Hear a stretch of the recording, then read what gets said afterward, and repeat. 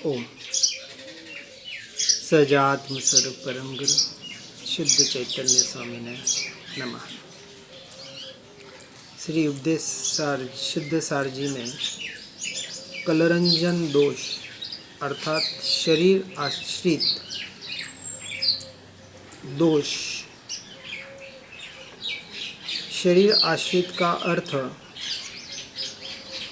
शरीर में एकत्व बुद्धि होने की वजह से लगने वाले दोषों के विषय में यहाँ बताने का प्रयास किया जा रहा है। अनादिकाल से जीव का 84 लाख योनियों में जो भटकना हो रहा है, उसका जो मूल कारण देह में देहात्म बुद्धि अर्थात देह को ही मैं और देह से जुड़े संबंधों को मेरा मानना, अपना मानना, यह जो अनादिकाल का मोहजनित कार्य जीव से हो रहा है, जिसकी वजह से यह जीव संसार में निरंतर भटक रहा है। इसके लिए कहते हैं कि जीव में एकत्व बुद्धि अर्थात मैं मेरा पना होने की वजह से, जिसे कलरंजन दोष कहा, कि ऐसे शरीर में लीन जो जीव है वह पर जीवों को और शरीरादि को ही आत्मा कहते हैं। अर्थात जो 5 इंद्रियों के द्वारा, मन के द्वारा जो जानने में आ रहा है, शरीर, धन, परिवार की वृद्धि को अपनी वृद्धि मानते हैं या उसकी हानि को, नाश को अपनी हानि और नाश मानते हैं। शरीर की क्रिया को, शरीर के परिणाम को, शरीर के परिवर्तन को अपना परिणाम, अपना परिवर्तन मानते हैं। शरीर के मान अपमान को अपना मान अपमान मानते हैं। और इस तरह से शरीर में एकत्व बुद्धि अर्थात यह मिथ्या ज्ञान, यह भ्रांति होने की वजह से यह जीव शरीर और परिवार के लिए अर्थात शरीर से जुड़े हुए संबंधों के लिए अन्याय, अनीति आदि के पाप भी, यानी जो 5 पाप बताए, सबका मूल आधार यही है। और जिससे बाहर के दुखों को तो भोगता ही है, परंतु सबसे बड़ा दुख यह जन्म मरण का जो अनादि से चल रहा है वह भी भोगता है। शरीर ही मैं हूँ, इसे संकल्प कहते हैं। बाहर के संकल्प विकल्प की बात यहाँ नहीं है। शरीर आदि पर द्रव्य पर भावों में मैं मेरापना और उसके इष्ट अनिष्ट कल्पनाओं में अपनापना, इस ज्ञान को खंड खंड मानना आदि संकल्प विकल्पों में, कल्पनाओं में, और उसकी वजह से निरंतर भय और चिंता, इसमें जीव अटक कर भटक रहा है। शरीर बुद्धि वाला जीव नाना तरह के विकल्प विचार करते हुए अशुद्ध विचारों में फंसा रहता है और अपने स्वयं का अनिष्ट करने में लगा रहता है। धर्म क्षेत्र में भी आ जाए तो कुदेव कुगुरु कुशास्त्रों में, या अदेव अगुरु अशास्त्रों में, या मात्र अपने कुल गुरु परंपराओं के आधार पर अपना धार्मिक जीवन मानकर वास्तविक सत्य तक नहीं पहुंच पाता है। आत्मा की बातें सुन पढ़ भी ले तो भी मैं ज्ञान स्वभावी भगवान आत्मा ही हूँ, इसका निर्णय, इसका श्रद्धान नहीं हो पाता है। सुन लेता है, अच्छा लगता है, लेकिन अभी तक सच्चा नहीं लग रहा। सच्चा का अर्थ श्रद्धान, क्योंकि सच्चा श्रद्धान हो जाए तो ऐसा जीव पर द्रव्य पर भावों से अपनी मिथ्या मान्यताओं को तोड़ने का निरंतर प्रयास करता है। ऐसे घोर अज्ञान के कारण तीव्र ज्ञानावरण का बंध करके अधोगतियों में ही भटकता रहता है।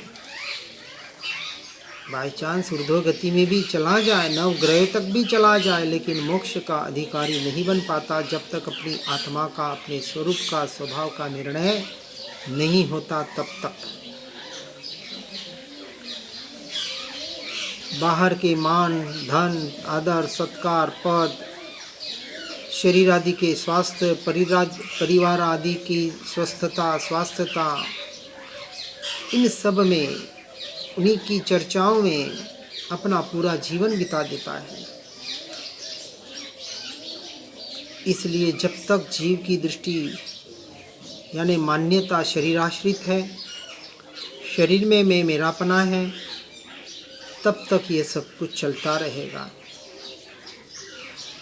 अपने अज्ञान अर्थात अपनी इस सबसे बड़ी भूल को, महाभूल को, जो एक ही भूल है कि शरीर को जब से मैं माना और जब तक मैं मान रहा है, उससे जुड़े संसार को मेरा मान रहा है, ऐसे दुखों को भोगता रहेगा।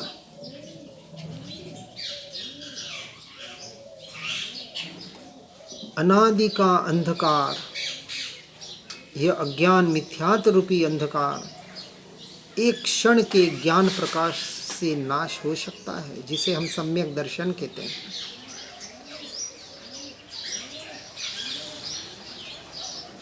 परंतु शरीर में एकत्व और राग भाव के कारण और क्या क्या होता है, इसको यहाँ तारण स्वामी गाथा 146, 47 और 48 में आगे बताते हैं कि कलरंजन अर्थात शरीर आश्रित देहात्म बुद्धि दोष वाला जीव हमेशा लाज, भय, गारव सहित होता है। सैद्धांतिक ज्ञान की बातें कभी कर भी ले, फिर भी स्वयं सशंकित और भयभीत रहता है। निर्णय होने के पहले अपने शरीर के बनाव को, श्रृंगार को, अपने वेश को, उसी को धर्म का आधार मानता है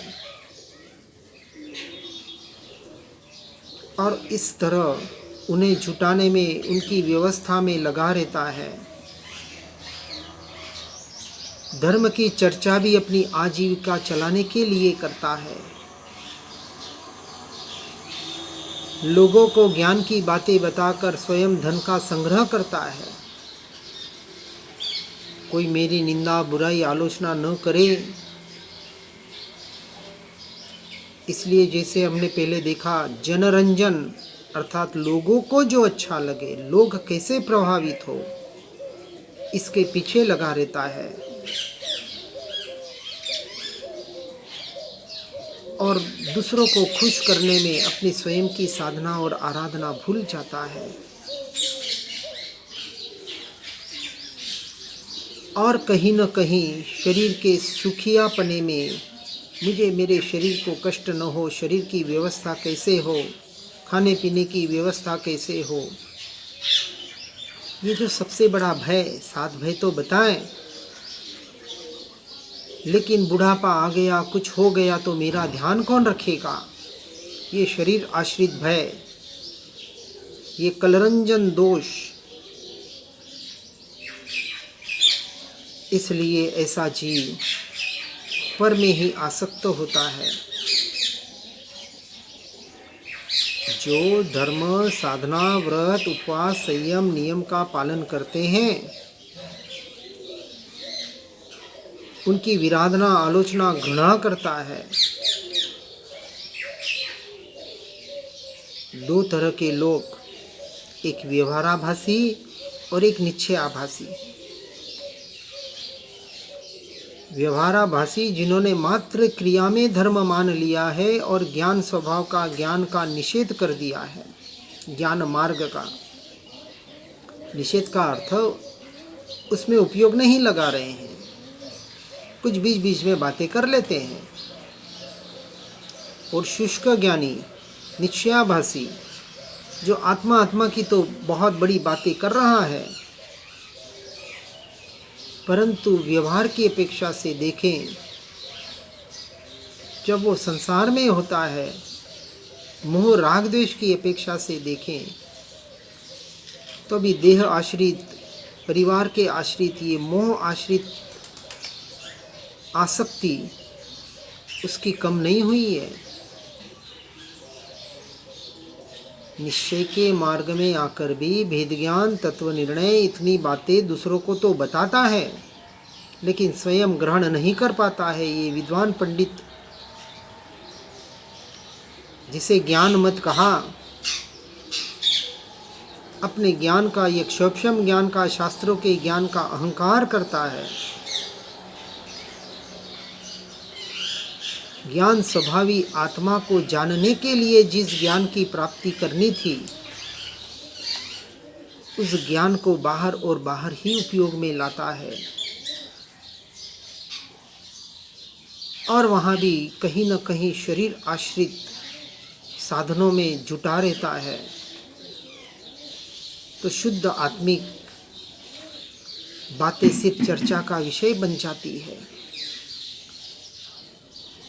ये एक एक दोष बताने का यहाँ प्रयास इसलिए किया जा रहा है कि जो दोष नहीं है उसे बाजू में रखें, परंतु इसमें से कुछ दोष यदि अपने हो रहे हैं अपने से मान्यता के आधार पर, तो उसे निकालने का, उससे बचने का हमें अवश्य प्रयास करना ही चाहिए।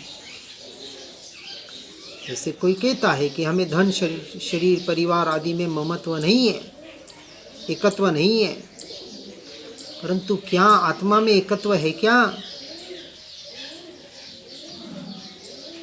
पर द्रव्यों में एकत्व नहीं है, शरीर में भी एकत्व नहीं है, परंतु शरीर की क्रिया में तो एकत्व है या नहीं?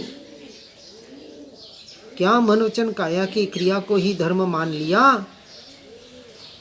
भूखा रह लिया, यात्राएं कर ली, मन में कुछ जाप कर लिए, यंत्र मंत्र तंत्र कर लिए, कुछ उच्चारण कर लिए, जो पुद्गल के परिणाम है, उसी को धर्म मान रहा है, या उन शब्दों के आधार पर, उन क्रिया के आधार पर अपनी आत्मा में लीन हो रहा है?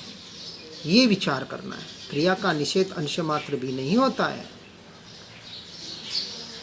लेकिन साधन जिस साध्य के लिए है, ये विचार करना है। क्या साध्य तक हम पहुंच पा रहे हैं? और नहीं पहुंच पा रहे हैं तो साधन किस काम का? मुझे यहाँ से मुंबई जाना है तो साधन चाहिए, और यदि मैं साधन में बैठकर मुंबई कभी पहुंच ही नहीं पाऊँ तो साधन मेरे कोई काम का नहीं है, भले हजारों लाखों किलोमीटर घुमा दे। इसलिए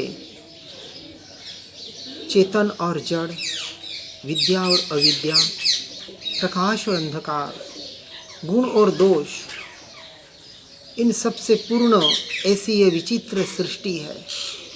सृष्टि है परंतु विचित्र है, जिसमें अनेक प्रकार के विरोधाभास हमें देखने को मिलते हैं, और ऐसे इन विरोधाभास में सत्य का निर्णय करना, धर्म अधर्म के वास्तविक परिभाषा को जानना हमारे लिए बहुत बड़ी मुश्किल बात हो जाती है। इसलिए इसमें मनुष्य को विवेक, बुद्धि की विशेषता, व्यवहार की अपेक्षा से और निश्चय की अपेक्षा से ऐसे पुण्य का उदय, क्योंकि सच्चे धर्म मिलने में भी अनंत पुण्य चाहिए, और जिस क्वालिटी का पुण्य होगा, पुण्य में की क्वालिटी होती है, यस होती है। एक बिना आत्मा के लक्ष्य वाला पुण्य होता है, और एक आत्मा के लक्ष्य वाला पुण्य होता है। दया, दान, जप, व्रत, तप, शरीराश्रित धर्म संसार में भटकाने वाला पुण्य है, एक दो भाव सुधार देगा। देवलोक में ले जाएगा, चक्रवर्ती बना देगा, राजा महाराजा बना देगा, अरबपति खरबपति बना देगा, सुख सुविधाएं प्रदान कर देगा, परंतु मोक्ष में कभी नहीं ले जाएगा। और एक वह पुण्य जो सम्यक दर्शन से लेकर केवल ज्ञान और मोक्ष की यात्रा करवाएगा, वह भी पुण्य है, पुण्य के आधार से ही होगा। और उसके लिए ही सच्चा पुरुषार्थ करना है। इसलिए जिसके सहारे जड़ अविद्या यानी अज्ञान रूपी अंधकार का सबसे बड़ा जो दोष है उसका परित्याग करके चेतन चैतन्य चेतना अर्थात अपने स्वद्रव्य के गुण द्रव्य पर्याय को यथार्थ रूप से जानकर उसका ज्ञान प्राप्त कर व्यवहार की अपेक्षा से उसके गुणों का उस ज्ञान प्रकाश का आश्रय करके अपने सत्य स्वरूप को जो जानता है, पहचानता है, निर्णय करता है, अनुभव करता है, ऐसा समर्थ, ऐसा पुरुषार्थी जीव ही इस परमार्थ पथ में उत्साह और उल्लास के साथ चल सकता है। और वास्तविक यह जो मनुष्य सर्वोत्कृष्ट योनि मिली है उसमें इस विवेक रूपी वास्तविक बुद्धि की ये जो परम विनय कहा, परमार्थ विनय कहा, यह स्वाभाविकता तभी सार्थक है जब यह मनुष्य इन पर द्रव्य पर भावों से पर की क्रिया से छूटकर निरंतर सतत सतर्क एवं सावधान होकर अहर्निश अर्थात निरंतर एन केन प्रकारेण जैसे हम बोलते हैं, किसी भी तरह से अपने भीतर से जागरूक होकर अर्थात भीतर की जागृति रखने का प्रयास और पुरुषार्थ करे, निरंतर अपने स्वरूप का ही स्मरण चिंतन ध्यान में लगा रहे, तो उसका ये वास्तविक सच मनुष्य जन्म सफल है। ऐसा व्यक्ति ही वास्तविक सच्चा धार्मिक व्यक्ति है।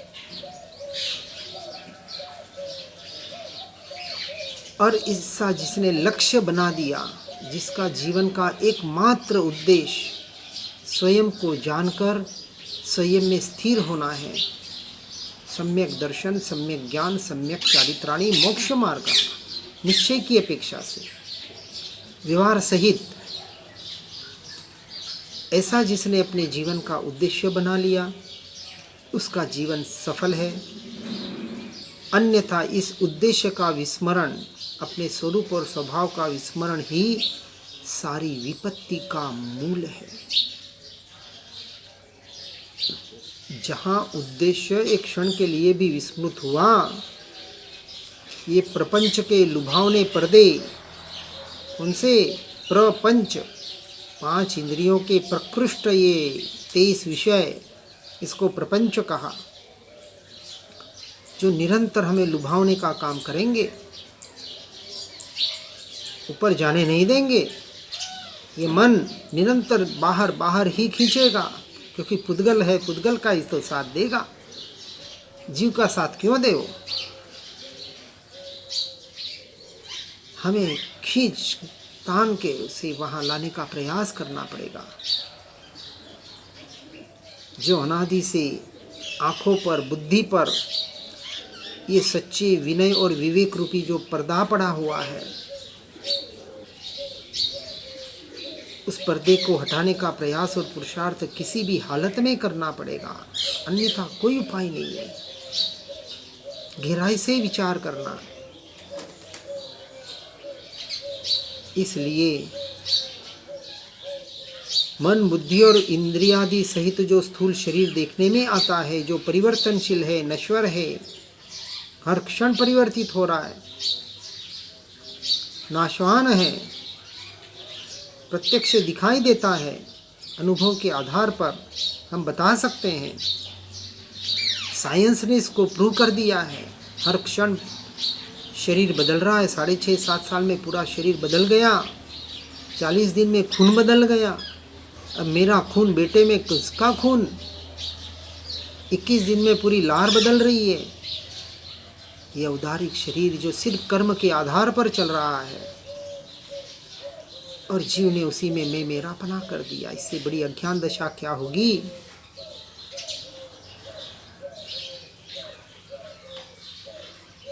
इसलिए जीव और जड़, चेतन और अचेतन को यथार्थ रूप से जानकर उन्हें जैसा है वैसा भिन्न जानना मानना और परद्रव्य पर भावों से उपयोग हटाकर अपने स्वद्रव्य और स्वभाव में लगाने का प्रयास और पुरुषार्थ करना, वही जीव ज्ञानी बनकर केवल ज्ञान तक पहुंच सकता है, अन्यथा कोई उपाय नहीं है।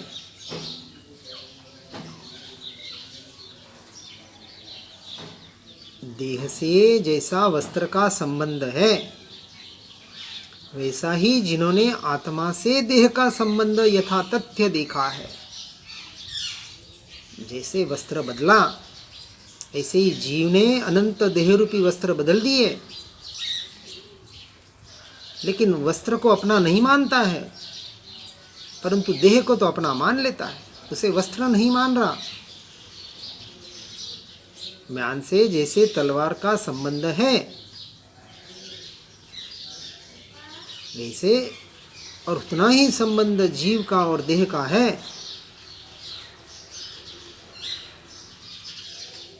परंतु तलवार जब उपयोग में आती है तब क्या होता है पता है ना, वह म्यान से बाहर निकलती है तब ही उसका उपयोग कर सकते हैं, अन्यथा नहीं कर सकते। उसी तरह यह जो उपयोग, किसका उपयोग, अपने स्वभाव का, ज्ञान स्वभाव का उपयोग के लिए, ज्ञान स्वभाव में अपने ज्ञायक भाव में आने के लिए नहीं करेंगे तो उस म्यान से उस तलवार को जुदा होना पड़ेगा, तब वो तलवार काम करेगी, अन्यथा नहीं कर सकती। इसी तरह जब देह और जीव, शरीर और आत्मा दोनों की अभिज्ञान होता है, दोनों की यथार्थता पता पड़ती है और दोनों जब भिन्न प्रत्यक्ष महसूस होते हैं, तब ही यह उपयोग रूपी तलवार अपने स्वरूप और स्वभाव के लिए काम में आ सकती है। अपने उपयोग को, अपने ध्यान को अपने उपयोग में, अर्थात ये जो जानना जो निरंतर पर्याय में हो रहा है और जो परद्रव्य पर भावों का हो रहा है, वहाँ से दृष्टि उठाकर वास्तविक हो ही नहीं रहा है। अपने स्वरूप और स्वभाव में जो वास्तविकता है उसे यथार्थ रूप से समझकर अपने स्वरूप और स्वभाव में आने का निरंतर प्रयास और पुरुषार्थ करें। इसी भावना के साथ ओम नमः सिद्धम। जिन वाणी के ज्ञान से हो सम्यक श्रद्धान, हो चारित्र महान, पाऊँ पद निर्वाण। निज निधि निज में बताई, यह अनंत उपकार है, उसके लिए जिन वाणी माँ को वंदना शतवार है, वंदना शतवार है।